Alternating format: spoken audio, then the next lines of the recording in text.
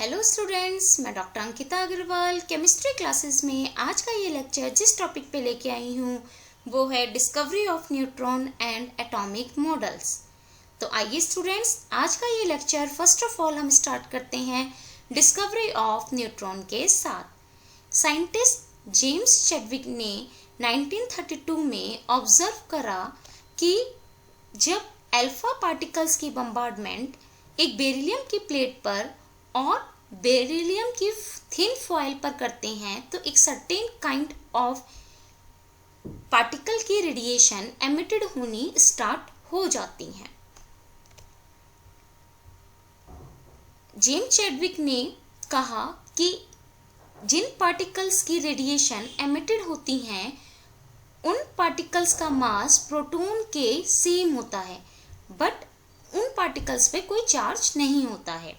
तो James Chadwick ने कहा कि ये पार्टिकल इलेक्ट्रिकली न्यूट्रल था।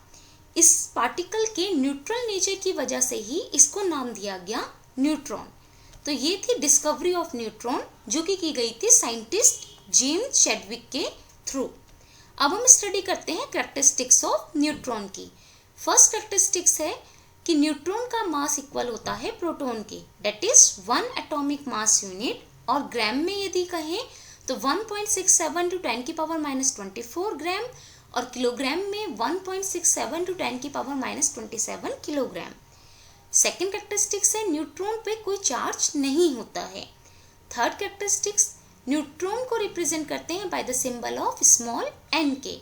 तो इस तरह न्यूट्रॉन वो एक सब एटॉमिक पार्टिकल होता है जिसके ऊपर कोई चार्ज नहीं होता है, बट न्यूट्रॉन का मास प्रोटॉन के इक्वल होता है। तो ये थी कैरेक्टरिस्टिक्स ऑफ न्यूट्रॉन।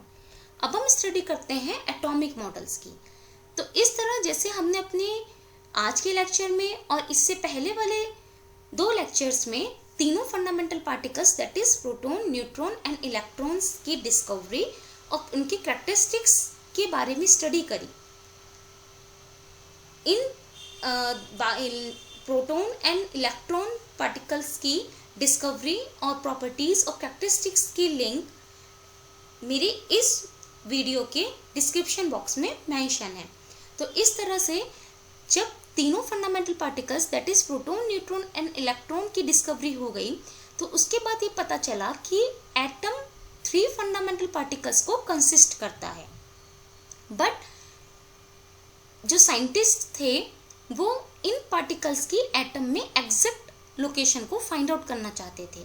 तो इसीलिए इंटरनल स्ट्रक्चर ऑफ एटम को जानने के लिए बहुत से साइंटिस्टों ने बहुत से एक्सपेरिमेंट करे और बहुत से एटॉमिक मॉडल्स को सजेस्ट भी करा। तो उनमें से सबसे पहले साइंटिस्ट थे जे थॉमसन। उन्होंने अपना मॉडल ऑफ द एटम सबसे पहले प्रपोज करा जिसे कहा गया Thompson model of the atom और थॉमसन्स प्लम पडिंग मॉडल।